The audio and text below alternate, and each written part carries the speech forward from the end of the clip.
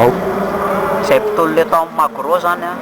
dia tsy emotra ary tsy mbola manana eritreritry ny emotra na dia misy ary reny fisamborana izay niseho tamin'ny fetim-pirenena tamin'ny 26 reny, ary manameloka koa ireo olona izay nisambotra an'ireo tanora namanay izay ho tsaraina ato ato,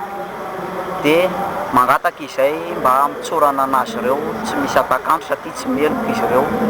dia manentana hatrany ireo tanora namana rehetrarehetra mba tsy emotra mihitsy fa tolona ho an'ny tanindrazana ty ataontsika ity, ka dia Andriamanitra ny hanampy antsika amin'izay zavatra atao rehetra. Faly be, tena faly tokoa aloha izay nahita hoe navotsitra i député Meme satria izy ny mpitarika anay, anisan'ny mpitarika tena mahery fo anay izy a, dia vahoaka tena betsaka mihitsy moa ny tonga teto naneo an'izany hafaliana izany, ary mbola miantso koa izahay mba mitsoranareo